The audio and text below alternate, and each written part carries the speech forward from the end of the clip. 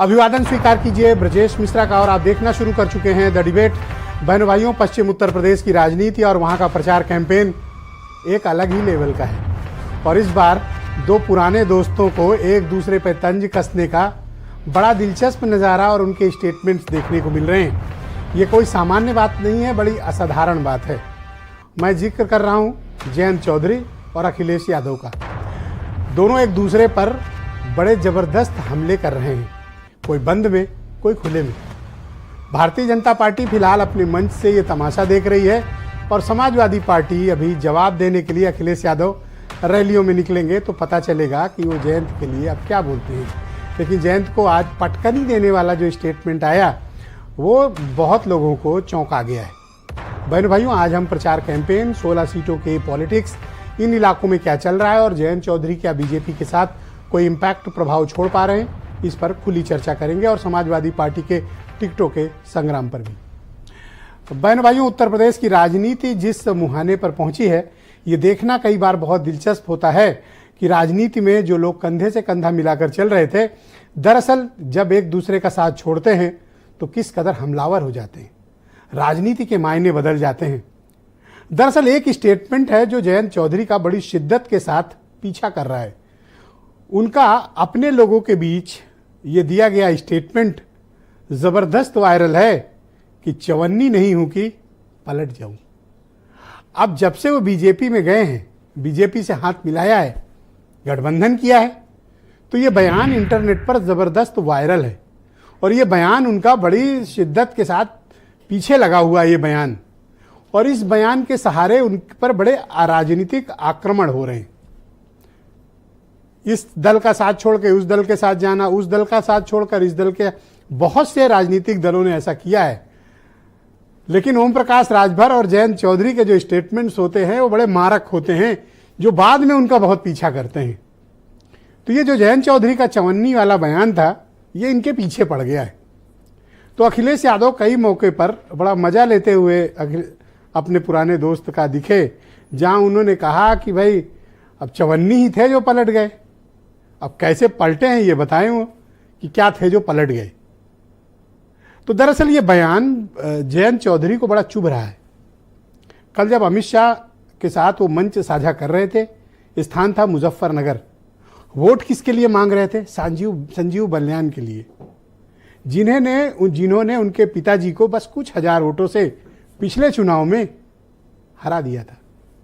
अब राजनीति का इत्तेफाक देखिए कि उन्हीं संजीव बलियान के लिए जयंत चौधरी अब वोट मांग रहे हैं और उस मंच से वो ये बता रहे हैं कि जो पलटने वाला बयान है दरअसल वो ऐसा नहीं है। उन्होंने कल उसकी नई व्याख्या की, कहा हम पलटे नहीं हैं, हमने पटकनी दी है।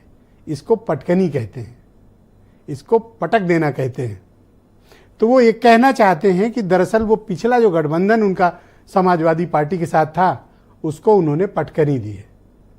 तो पलटी मार वर्सेज पटकनी, ये मुद्दा बड़ा दिलचस्प है। अब अखिलेश यादव का कैंपेन भी 1-2-3 दिनों में शुरू होने जा रहा है। निश्चित तौर पर पहली ओपिनियन वो बीजेपी के बारे में हो सकता है बाद में करें, पहली ओपिनियन जयंत चौधरी के बारे में ही आएगी। इस इलाके में जो ये 16 सीटें हैं, प्रथम चरण और दूसरे चरण में, एक शुरू होता है सहारनपुर से लेकर आता है पीलीभीत तक, और दूसरा जो शुरू होता है बागपत से और पहुंचता है मथुरा तक। बहनों भाइयों, पश्चिम उत्तर प्रदेश का ये इलाका दरअसल यही वो पॉलिटिकली बहुत बड़ा स्टेक होल्डर इलाका है जो दरअसल उत्तर प्रदेश में मतदाताओं का मूड तय करता है, वोटिंग बिहेवियर तय करता है। ये बताता है, चाहे किसी भी चुनाव में आप देखें, चुनाव की शुरुआत पश्चिम उत्तर प्रदेश से ही होती है और जो पश्चिम जिस दिशा में बढ़ता है, सेंट्रल, पूरब, रुहेलखंड और बुंदेलखंड, ये उसी दिशा में जाते हैं। इस बार इस इलाके ने क्या डिसाइड किया है? अब तब जब फैक्टर्स तमाम बदल चुके हैं, बीएसपी अलग हो चुकी है, आरएलडी बीजेपी के साथ जा चुकी है, कांग्रेस समाजवादी पार्टी के साथ आ चुकी है, पब्लिक ओपिनियन क्या है? इन 16 सीटों पर लोग क्या चाहते हैं? क्या जयंत चौधरी की इमोशनल अपील बीजेपी के प्रत्याशियों को जिताने के लिए काम आएगी, या लोग पहले से कुछ मन बनाए हुए? अखिलेश यादव और कांग्रेस कोई करिश्मा इस इलाके में कर पाएंगे? आज हम डिबेट में इन सारे पहलुओं पर एक साथ चर्चा करेंगे और इस पर भी बात करेंगे कि ये समाजवादी पार्टी वाले टिकट इतना क्यों बदल रहे हैं। तो जब टिकट बदला तो आज जयंत चौधरी ने भी ट्विटर पर मजे ले लिए। कहा यहां तो कुछ घंटे के लिए विपक्ष वाले लोकसभा प्रत्याशी बनाते हैं, कुछ घंटे के लिए। बात सही भी है, अतुल प्रधान का टिकट कुछ घंटे के लिए हुआ था, उसके बाद कट गया। आप कुछ स्टेटमेंट सुन लें, फिर आज की परिचर्चा को हम आगे बढ़ाएंगे। लोग जान जाए मैं पलटा नहीं हूं, इसे पलटना नहीं कहते, इसे पटकनी मारना कहते हैं, पटकनी देनी है। जयंत चौधरी का जन आधार खत्म हो गया है और वो बार बार कभी भाजपा में कभी फिर सपा से गठबंधन करते हैं। बार बार करने से उनकी कोई भी अब जनता या किसान कोई भी उनके पक्ष में नहीं रह गया है। और वो जो है एक प्रकार समझ लीजिए कि जो नाम दिया गया है वो नाम सही है। जयंत चौधरी जी भारतीय जनता पार्टी के साथ जाकर अभिमान भी धारण कर लेंगे, इसका अंदाजा नहीं था। सच्चाई ये है कि उन्होंने पलटी अखिलेश यादव को नहीं दी, उन्होंने पलटी इस देश के किसानों को दी। कृषि प्रधान देश है, तो जहां किसान खुशहाल है, जहां किसान जिसके साथ में खड़ा है, निश्चित तौर पर उसकी सरकार भी बनती है, उसको समर्थन भी मिलता है।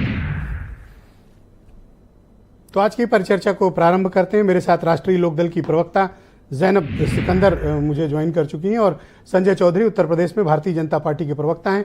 ब्रजेश शुक्ला जी और केपी मलिक साहब हैं मेरे साथ मौजूद हैं। बहुत ही जाने माने राजनीतिक मामलों के दोनों बड़े ठोस पत्रकार हैं। इस कार्यक्रम का हिस्सा है मनीष हिंदवी, उत्तर प्रदेश में कांग्रेस कमेटी के प्रवक्ता, और जिनको पटकनी दी गई है उनकी पार्टी यानी समाजवादी पार्टी के प्रवक्ता दीपक रंजन भी मेरे साथ मौजूद हैं, और वीरेंद्र सिंह जी हमारे स्टेट हेड। आप सभी का बहुत स्वागत और धन्यवाद मेरे साथ